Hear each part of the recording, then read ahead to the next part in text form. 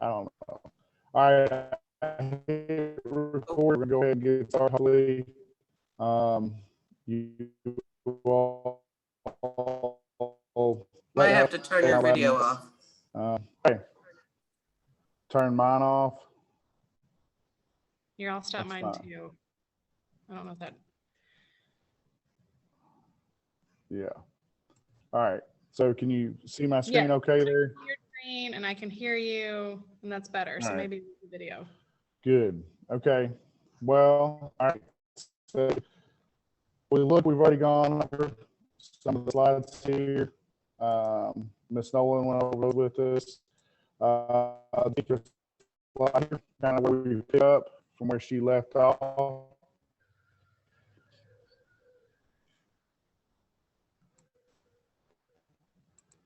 right. So if you all are interested in accessing these content review sessions after the fact, after the recording, because you want to see what all the fuss is about, this slide here will take you to that, and you'll be able to access all content review sessions, not just these that you've heard today, okay? Here's some Twitter, Facebook. The famous, world famous actually, Lou Acapora is our content director for Advanced Kentucky. Most interesting person I've ever met in Advanced Kentucky history. So if you guys ever get a chance to meet him, hopefully this COVID stuff and pandemic stuff will simmer down, and you kids will actually get to meet the world famous Mr. Acapora. Moving on, I put a little blurb here in my presentation to kind of talk to you all about the formatting of the test. You know, last year students did the digital version, and it was just free response questions. And so Advanced Kentucky, or I should say the AP College Board, has worked tremendously to offer you all a more, say, authentic exam like we've had in the past. And so the exam date here is Friday, May the 14th. It's at 12 p.m. local time, so that's your local time. It's going to be in person. So I don't know what your school districts have in play. Our school district is going to, we have every intention of bringing AP students in person and doing a good old fashioned paper and pencil exam. There are options though for a digital version of the exam, May the 27th, and then Friday, June the 11th. Both of those times are 4 p.m. I will say, you know, with the digital exam, if you do happen to want to pursue that, you're going to run into things like internet connectivity, like we just had, and I'm actually at our school system, so that maybe that says something about our Wi-Fi here. But you're going to actually run into those issues, so you need to make sure that you have all those things in place. You're also going to see a lot of lockdown browser type stuff if you go the digital route, and sometimes the lockdown browser feature that the College Board wants you to use on your computer is complicated. And so I guess I'm not necessarily, I guess I'm kind of persuading you, I guess, in a way to really go for that in-person approach. I think it's going to be a better testing experience for you all. I encourage that, but I do understand certain circumstances, and you'll have to go the digital route. Enough of that. The first section, so your all's exam is in two parts. A lot of times when I talk to students all over the country, sometimes those students have no idea how the test is actually broken down. And so real quickly, we'll break down the test. You've got 80 multiple choice questions. You'll have 1 hour and 30 minutes. And these multiple choice questions will account for 60% of your exam score. This is a test in itself, so it's not, you're not going to have the essay questions next to you as you do the multiple choice part. This is a separate exam document. You'll see individual questions. There'll be set-based questions, so 3 or 4 sets, including quantitative data, data tables, charts, graphs, and so on. And I'll explain what these practices, practice 5, but can also assess practices 1, 4, 6, or 7. And then there's some other sets. If you I know my teacher colleagues that are on this Zoom meeting, these 3 or 4 sets, that sounds eerily similar to an ACT format. And in some reality it is. There is a text-based set of questions, and all that is basically reading a passage and answering 3 or 4 multiple choice questions that correspond to that particular passage. If students, if your teachers are using the College Board to create exams right now, I would say that you're probably starting to see some of those essay or reading passage type questions. Okay. All right. So moving on. According to the College Board, these are the practices. So if I go back to this slide, these are the practices that they were talking about. Practices 1 through 7. And so practice 1 is concept explanation. Practice 2, visual representation, text analysis, scientific experiments. So this is where your independent, dependent variable. I've really hit this hard on my students this year. It's something that I think for some reason they seem to struggle with. Of course, practice 5 is data analysis. Practice 6, mathematical routines. And so that tells you that you're going to have some math problems. Usually those math problems are related to like energy, like calculating electrical wattage or usage. They're also related to populations, like human population dynamics. So there's some mathematical routines that you'll need to know. Another type of math problem you might see on the exam would be radioactive decay. And then the last practice here, environmental solutions. So those are the practices. Once you're done with this 90-minute exam, right, you will then start a second test. And the section 2 is the free response questions. This is a bit different than in the past, but there are 3 essay questions. And remember, hopefully your teachers are using free response questions from the College Board.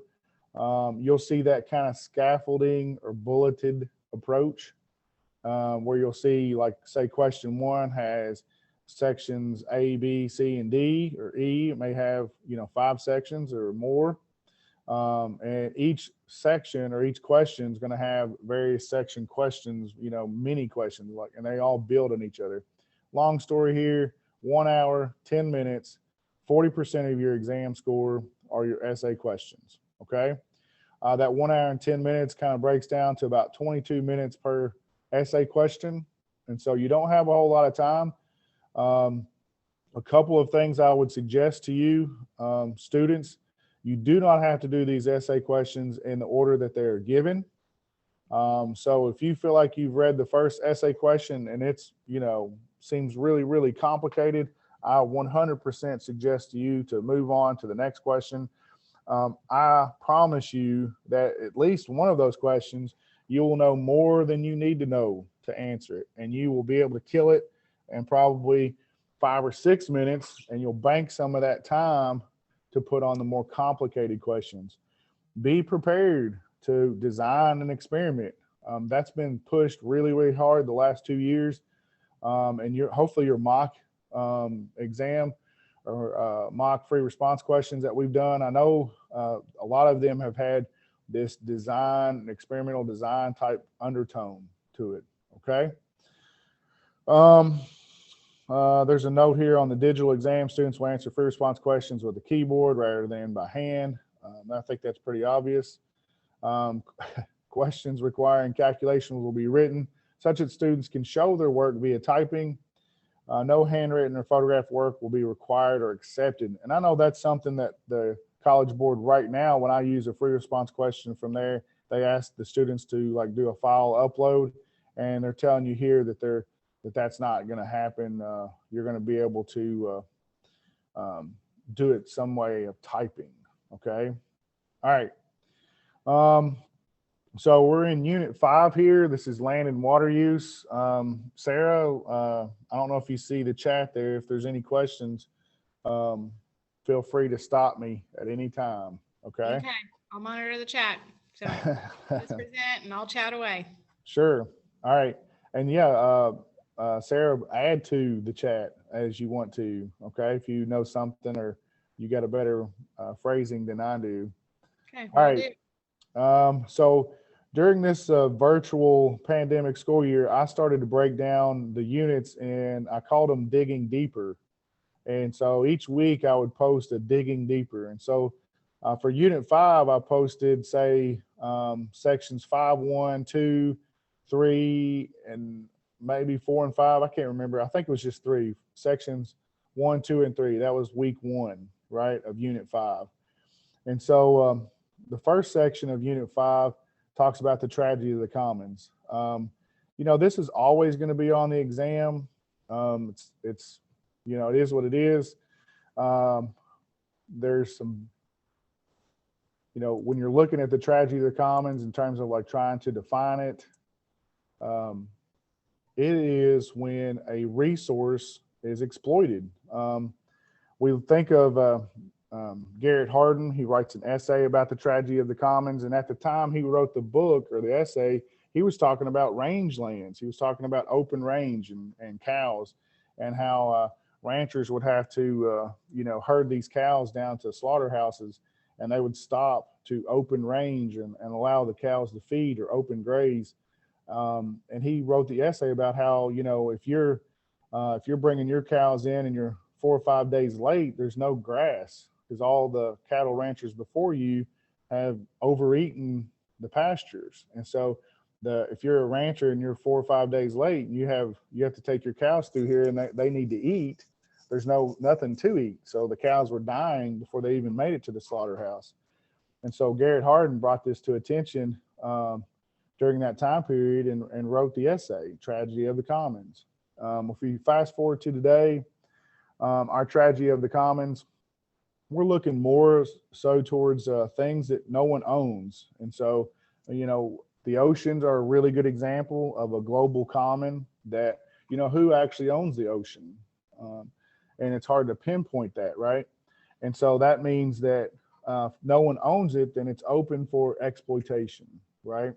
And that's usually what's going to happen. It's unfortunate, but if it's not owned or regulated by an organization or a country or anything, then it's doomed to be exploited. And our oceans currently are being overfished, and in a lot of cases they're being fished at capacity or overfished, and that's going to have a huge negative impact on those ecosystems as we continue these practices.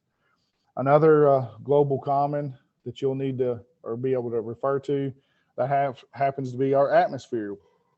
We just got through talking about all this air pollution, and sometimes with the ocean and the air, we have this fixed mindset of the solution to pollution is dilution, right? And I don't know if you've ever heard that before, but the solution to pollution cannot be dilution, right? We've thought that the oceans were so vast, and we've thought that the atmosphere is so open. If I release a little bit of pollution to these areas, the areas are so big that it'll be diluted. So it's not going to have an impact. I told my kids in class, my students in class, those kids that were raised on Kool-Aid, I had Kool-Aid as a little kid and I love this stuff, right? Fruit punch, flavored, add some sugar, add some water, boom, solid drink, right? Because, who wants to drink tap water because it tastes awful, right? So you add a little fruit punch flavoring to it. But, if you messed up and you added too much water, then all of a sudden your Kool-Aid didn't taste so good, right? You just had like red colored water, and that wasn't very good. So you diluted it. And so it wasn't very good. So think about that in the scheme of the mindset of solution to pollution is dilution. That's not going to be a good thing. Just because we're diluting the pollutant by putting it in the ocean or releasing it to the atmosphere does not mean that is the solution. Okay. Hopefully in the chat, you guys have give a shout out to Kool-Aid, your favorite Kool-Aid flavor. So questions about any of the commons or what the tragedy of the commons.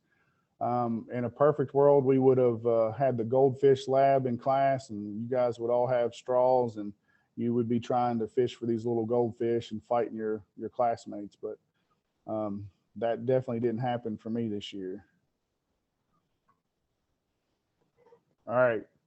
The next section there for Unit 5, clear cutting, because we're talking about land and water use. And so one of the things for land use is that we have clear cutting, right? Sometimes you all will use the phrase slash and burn. All right. And so I think automatically we think, oh, slash and burn or clear cutting, like these are huge negative things. And we can see the negative aspect of it. But I think sometimes we need to back up and ask, why? Why is there a slash and burn strategy, right? Why would any country, why are people in South America cutting down the rainforest? And it's easy for us as a developed nation to kind of look at those countries and be like, I can't believe you're doing that. But then that country is they're a developing, third world country, if you can say third world anymore. But they're a developing country and they're just trying to be a developed country like we are. And if we really look hard enough and we look back in our history, that's what we did. I mean, if your teachers are going over old growth versus new growth forests, or secondary growth forest, we're basically living in secondary growth forests. I mean, you could estimate that probably 92% of the forested area in the United States is all second growth. That means at one point, all these forested areas were logged. And it was when we expanded, and we discovered North America. And so our South American partners are just trying to do the same thing that we did, right?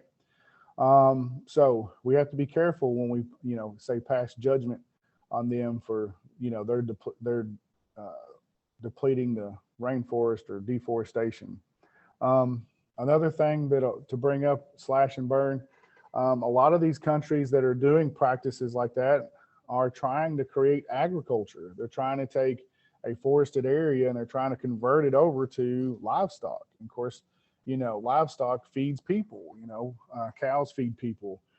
And so that's what they're trying to do. Again, the strategy there is they're trying to create an environment just like our developed nation. So that kind of goes with the box here, explain why anyone would use clear cutting. Down here in this bottom box here, what are some forest management techniques that are better for the environment? What are some alternatives to clear cutting? So one of the biggest alternatives to clear cutting would be like seed selection. Okay. So instead of like going through and, we should also back up that, biomass is definitely an energy source. I would say burning wood is the oldest trick in the book in terms of generating heat or cooking or boiling water is, people have used wood. And even today, even myself, I have an outside wood boiler. And so I'll burn wood to heat water that heats my home. Okay. And so it's a pretty common practice, right? And so there are strategies though to do this more sustainably, right? And some of those strategies might be seed selection and things of that nature, right? So seed selection would be you're only picking certain trees at a time. At one point, we had something called the Healthy Forest Initiative. We still have that. It's probably just not as popular to talk about. But during the Healthy Forest Initiative, that legislation opened up parks and things of that nature for some clear cutting. And those commercial logging companies were targeting diseased, dying trees. They were cleaning out underbrush. And so those are some other strategies. So, the Green Revolution was a third bullet. I put this guy here, Norman Borlaug. He's an unsung hero of the Green Revolution. So in land and water use, one of the things that we had to do is we have to realize that we're trying to feed a growing population. And in doing so, the Green Revolution was that answer, okay? If you look at how the population was growing or trending exponentially, and you looked at the food supply, if you looked at those and imposed those two graphs together, what you would see is that at some point we were supposed to run out of food, right? Not enough food to feed the growing population. But a gentleman like Norman Borlaug here comes along and he introduces us to a faster more efficient way of growing wheat, rice, and corn. And, you know, later on, fast forward, Norman Borlaug is awarded two, not one, but two Nobel Peace Prizes for his ability. He's said to have saved over 2 billion people's lives, right? So you think about what, you know, what your legacy might be on the world one day. Norman Borlaug's legacy is 2 Nobel Peace Prizes, and he's credited with saving 2 billion people, right? Author Andy Andrews writes in a book called The Butterfly Effect, and he kind of outlines a little bit more about Norman Borlaug, but he's the father of the Green Revolution. And remember, the Green Revolution, the purpose was to feed a growing population.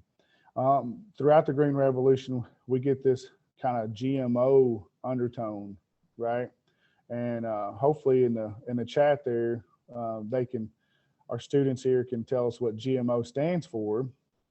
And I'll really try not to use the phrase what GMO stands for. So go over to the chat real quick and type in there what GMO stands for, okay?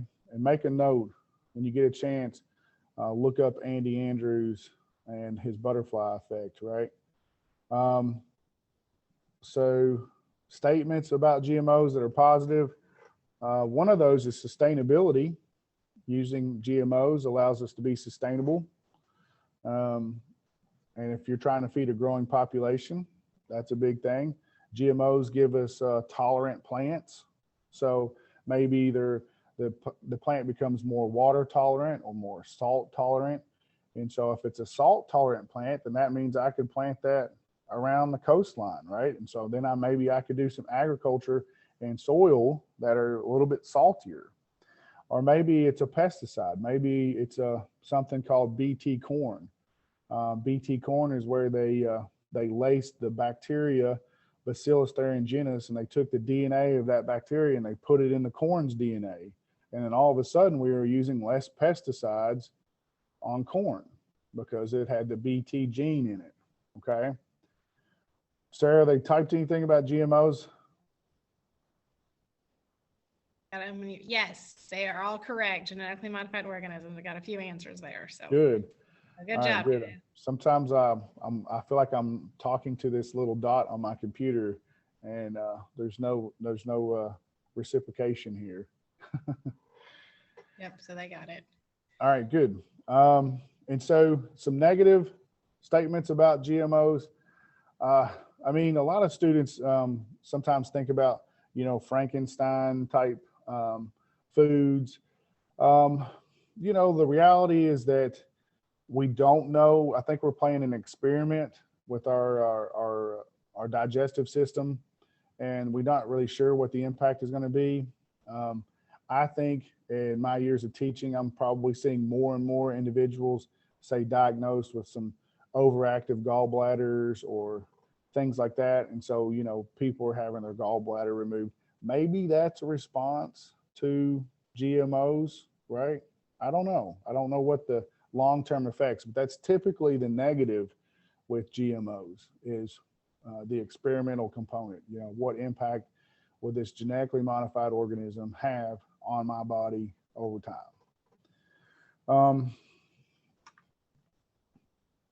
Sometimes GMOs, another negative that goes with land use.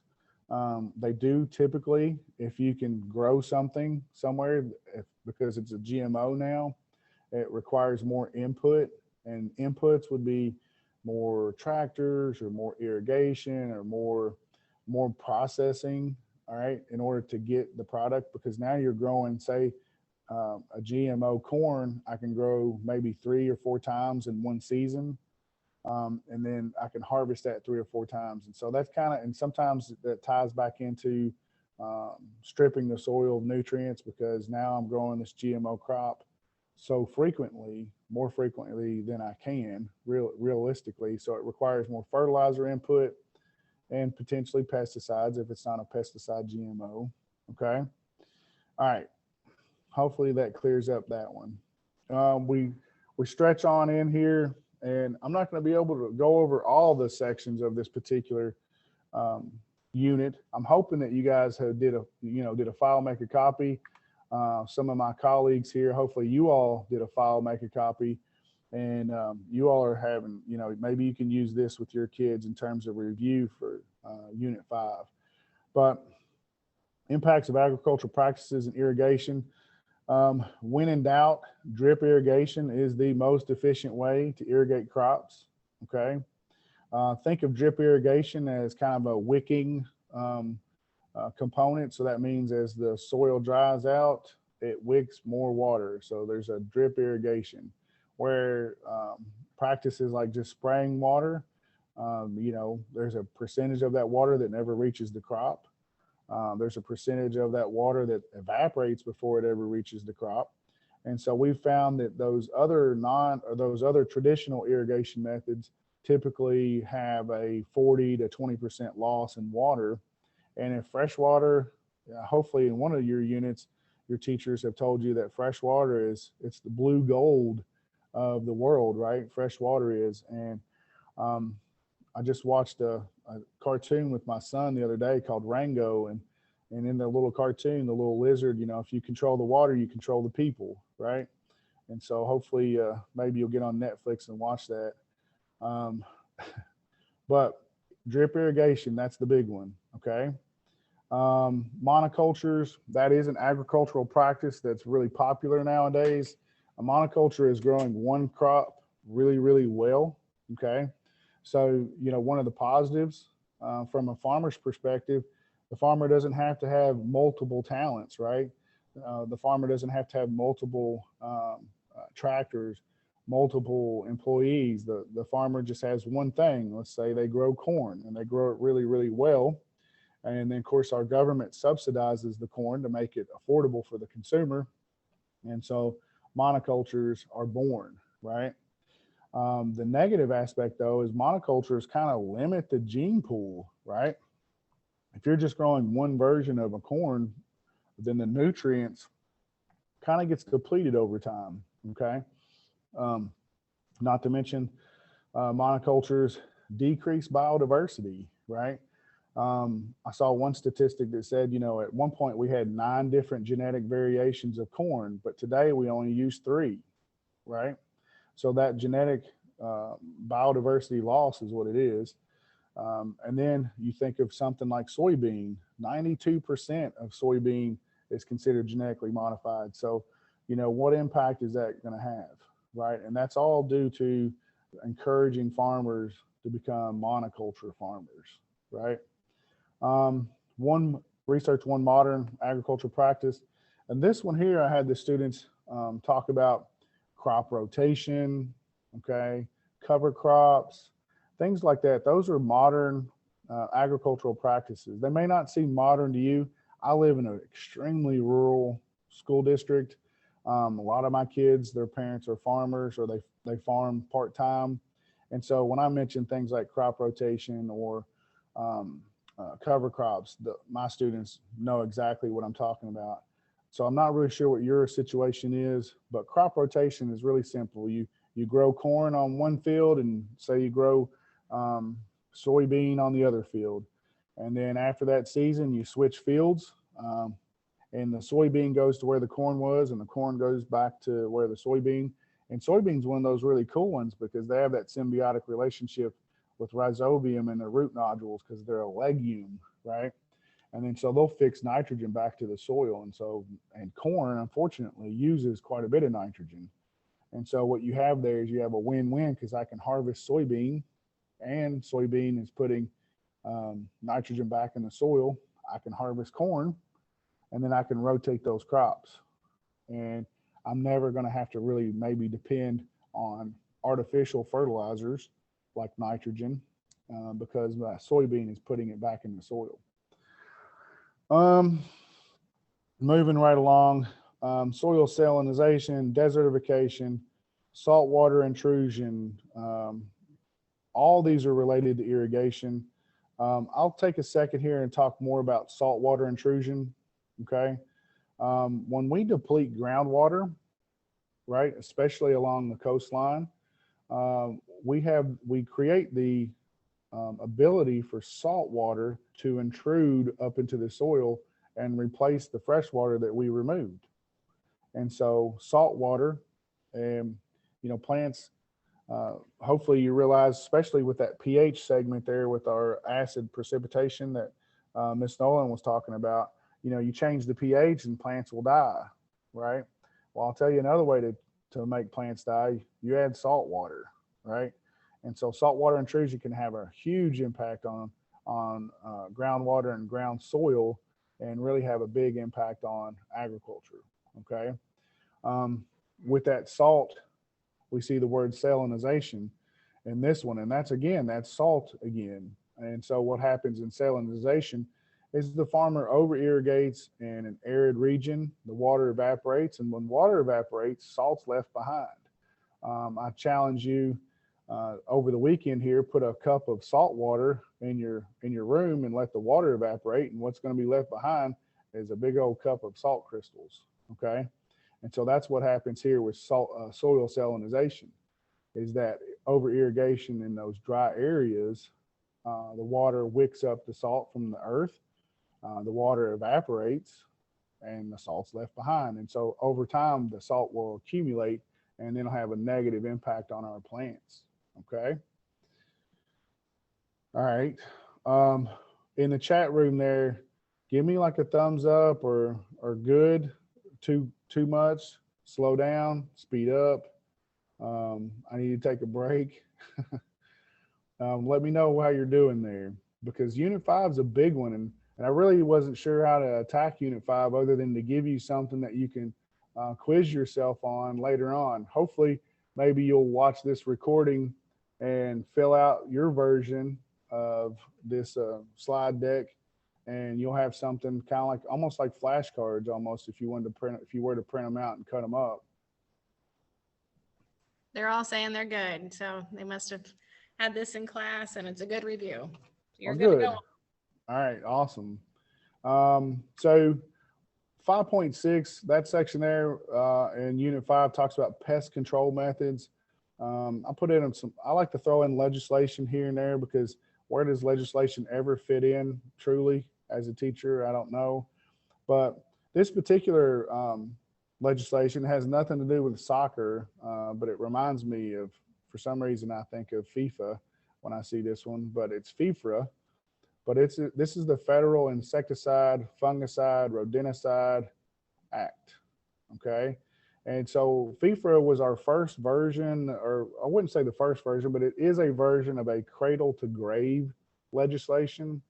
And so in cradle to grave legislation, and you can use that phrase for your free response questions, kids.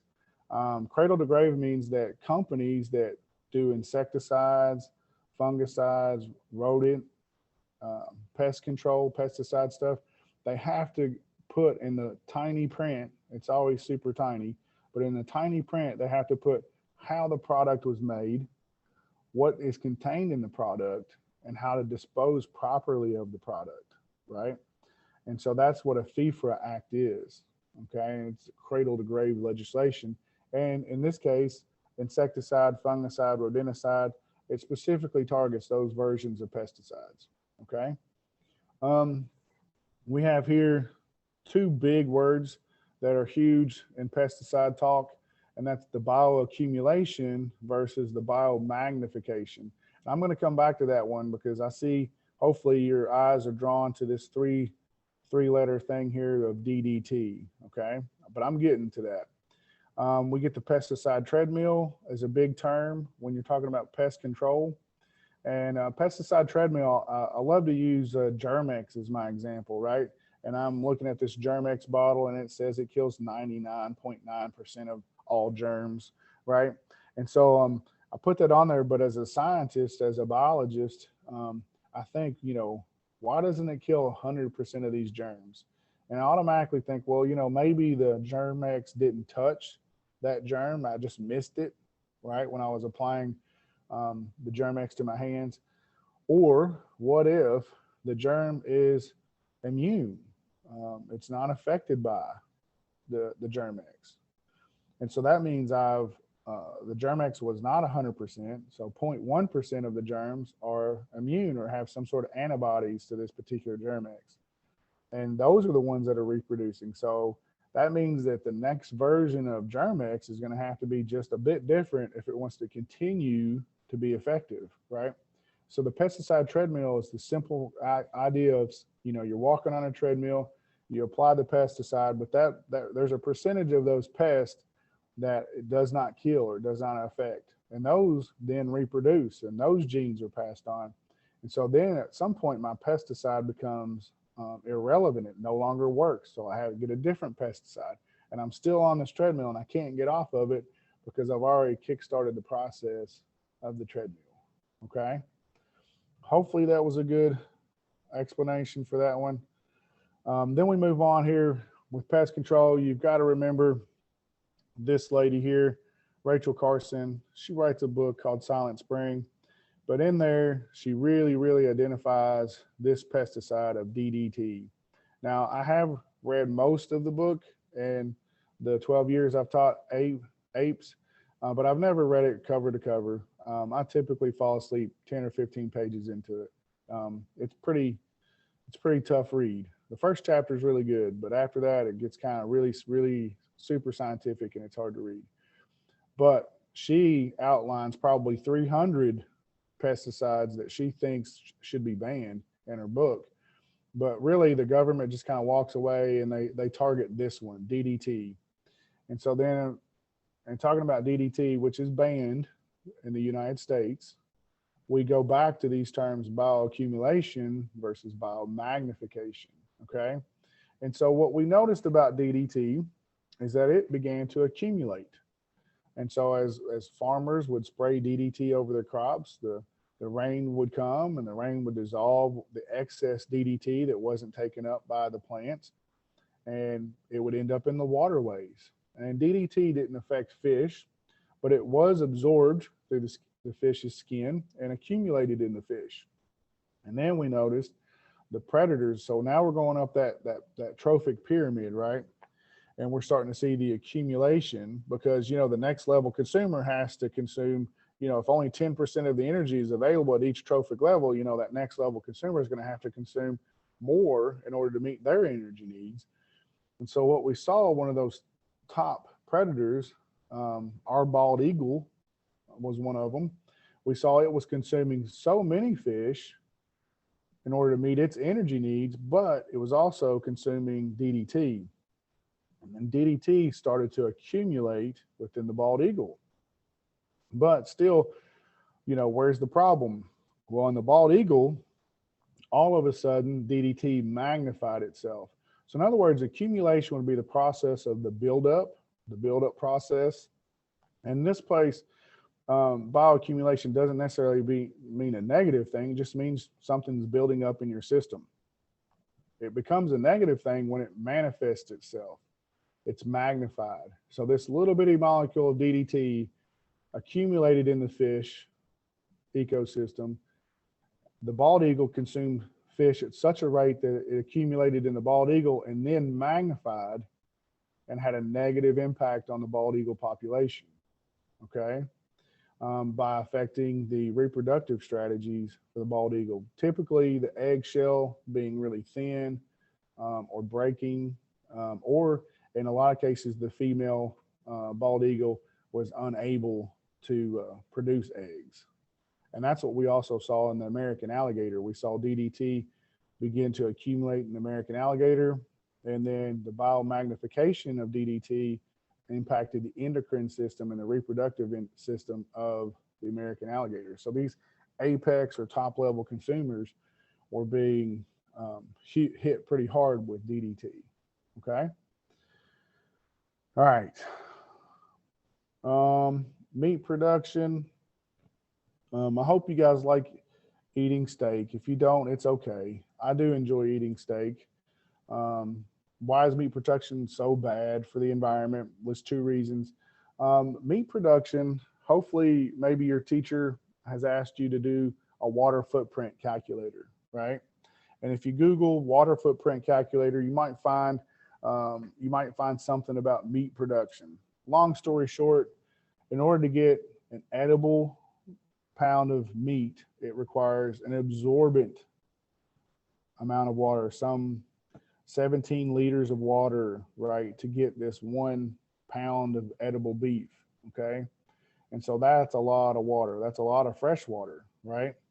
And so therein lies the catch. If we continue to, have livestock and livestock continues to grow, livestock's going to need and use quite a bit of water in order to produce the products that we want it to.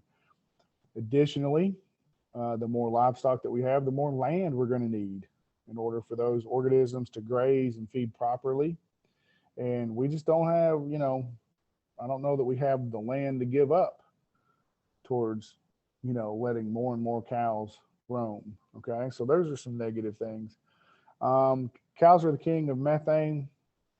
Methane has a global warming potential of 23. So that means one methane molecule is approximately 23 carbon dioxide molecules. And so that's always a negative thing. You should be able to recognize methane as CH4, all right?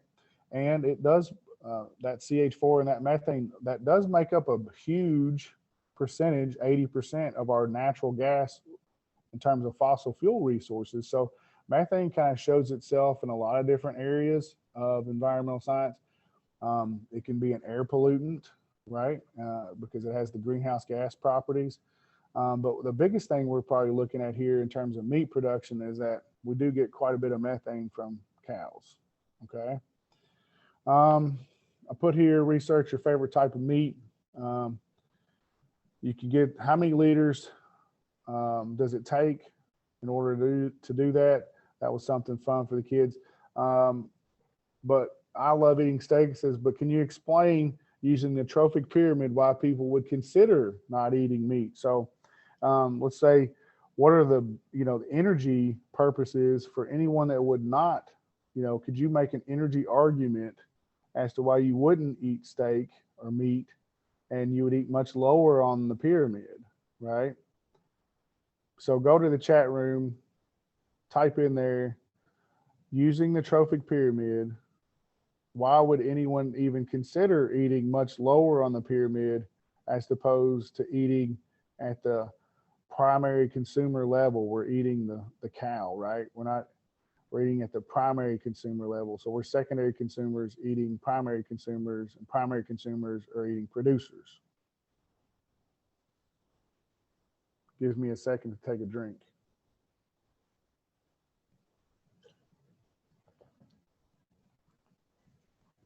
I don't know Hopefully. Chat box, but methane law of 10%. Good job, guys. Yeah. Okay, good. So hopefully you picked out, like, you're going to get, your energy needs are going to be met much easier the lower the trophic level you eat. Okay. Let's see here. I don't know how much of this I'm getting through. I guess I might be going too slow or talking too much. Sorry about that. All right. The next section here was impacts of overfishing. I'll breeze through this one here. Commercial fishing. Hopefully you know that our oceans now are overfished or fished at capacity, some 80%. And that's not good. And commercial fishing, again, we see the tragedy of the commons here, right? No one's there that owns the ocean. So as a commercial fisherman, I can catch fish by the tons, okay? One method here, trawling nets, or drift netting, long lining. These are some really negative environmental impacts here. Bycatch, overfishing and trawling, drift netting, these all create scenarios where you catch the wrong thing. These are collateral damage, so to speak. So your dolphins, your sea turtles, these are organisms, sharks, whales, those are organisms caught in these nets that weren't intended to be caught. They just happened to be in the wrong place at the wrong time. Sorry about that. Bottlenose dolphins, mercury. We were talking about consuming at the lower level of that pyramid. And here's a really good example. In Japan, it's kind of a delicacy to eat the dorsal fin of the dolphin, but dolphins are like top level consumers. I mean, I don't know if I've ever seen a dolphin not move. So they're constantly in motion, right? And so in order to meet their energy needs, they consume a ton of fish. And mercury is one of those things that it will bioaccumulate inside the fish. And of course, it bioaccumulates inside the dolphin. And some of the highest levels of mercury are in these bottlenose dolphins. And so really, to be honest with you, if you're going to be a fish eater, or I shouldn't say a dolphin's not a fish, by the way, it's a mammal. But if you're going to consume these organisms, you need to think about where are they on that trophic pyramid. And if they're all the way at the top, their meat could be contaminated because that particular top level consumer has to consume so many things to meet its energy needs. Well, you guys are Kentucky people, hopefully. Third largest coal producing state, right? And so one of our land use things is we mine. We mine for resources. We mine for copper. We mine for, iron. And so in mining for all these things, one of those other things we mine for is coal, right? We have things like mountaintop removal. And being a coal producing state, coal keeps the lights on. It's estimated that 84% of the electricity used in the state of Kentucky comes from burning coal. And so we have some negative impacts of mining, right? Especially mountaintop removal. We have subsurface mining in our western part of the state. And then, of course, the eastern part of the state with the Appalachian Mountains, you see that MTR, the mountaintop removal. All of the things, by the way, anything that's mined, whether it's uranium or copper, those strip mining techniques, they all have the same negative impacts, right? They expose hard metals like arsenic, and we talked about aluminum earlier when we were talking about air pollution. But these metals are now exposed, and mercury and things like that. They were exposed and they were locked away in the earth, and now they're free to be dissolved in rainwater, and they become part of our ecosystem. And then when they accumulate to high enough toxic levels, they can have an impact. Okay. All right, moving on. I highlighted this one, urbanization. I really feel strongly about this one in terms of your free response questions on your essays for unit or for AP Environmental Science, the exam. I think urban sprawl is just a hot topic, right? As people began to, as we grew and we expanded and we went through all this like agricultural revolution to the industrial revolution to this part where we were living and we move into the city centers, right, for jobs and housing and healthcare and all that good stuff. Now we're starting to see kind of a reverse. We're seeing people that maybe work or commute in the city center, but then they live in the urban sprawl. And the urban sprawl is this growth and development that comes outside of those city centers, right? And people are realizing that they don't want to live in an apartment, they want to live in a house, right? Or they want some land, or they want that white picket fence type thing. And so you're seeing urban sprawl. And I live really close to Scott County, which is, right next door to Fayette County. And so Scott County's grown so much. Georgetown, they've got a new high school now. They're when I taught at Scott County High School, we had 2,400 students, 9 through 12. So, we were a huge school, and it was that urban sprawl from Fayette County that we were getting and experiencing, okay? And so with urban sprawl becomes a lot of resources needed, right? And so you're going to see some, like, whether it be air pollution type question or an undertone of water pollution type question, but you're going to see something, I think, that's going to be connected to this urbanization. The different surfaces areas of this urban sprawl, we can have an urban heat island effect. So that means, like, hopefully, you've learned the term albedo, which is the reflectivity of an object.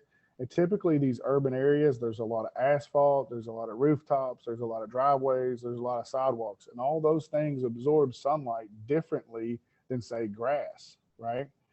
And so they absorb it very quickly. And black surfaces absorb all sunlight, right? And so those surfaces become really hot really fast, and then they re-radiate that heat just as fast, right? And so you get these urban heat islands where, if you did a heat signature, you could definitely identify a city center or an urban center on a map, right? I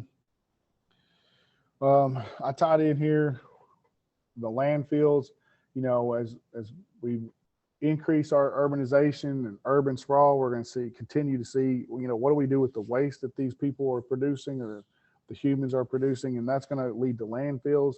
And then, of course, landfills tie us back into the potential for air pollution as methane is produced from the landfill, or maybe it leads us to water pollution as these metals, these toxic metals leach out of the landfill and into the groundwater.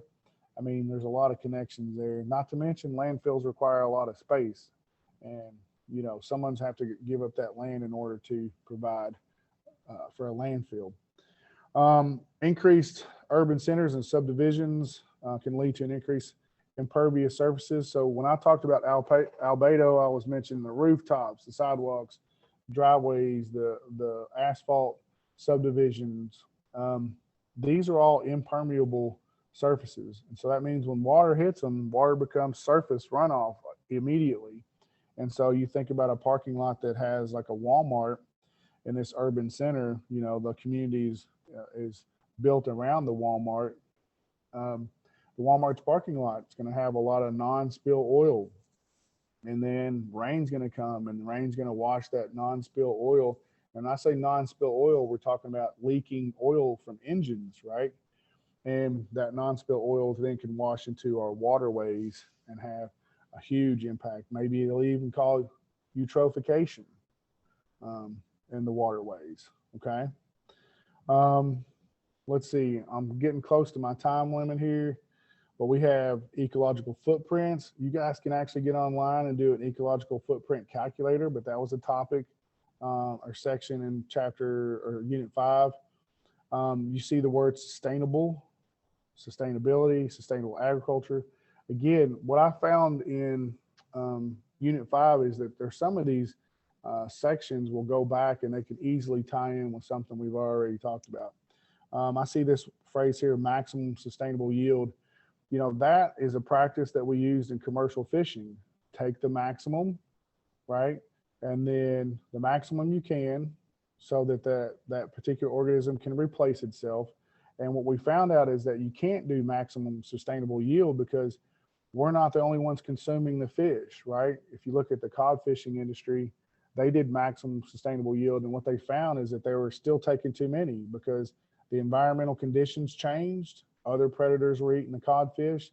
And so when they were doing this, they ended up with no codfish because you can't take the maximum. You have to factor in all these other issues that could be impacting, say, the fishing industry. Okay. Urban runoff tied in with urbanization. We talked about impermeable layers. This was a little excerpt from one of the exams, free response questions in the past. Notice I see KM2, I see meters, right? I see M3. So that tells me automatically as a test taker, I'm going to have to convert something in the metric system. And hopefully you understand, the easiest thing I tell my students is just to move that decimal, 3 places to the right or to the left. If I want to go to, I'll move the decimal to the left if I want to go to kilo, and I'll move the decimal to the right if I want to go to meter, right? Integrated pest management. I mean, we could keep going. I'm going to try and stop there and see if you guys have any questions. Okay. Any questions you guys have for me?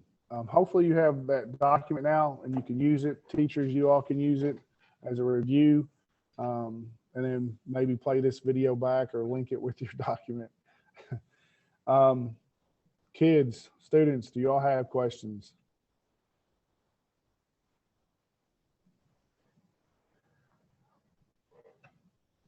Anything. You guys can unmute yourself if you want to.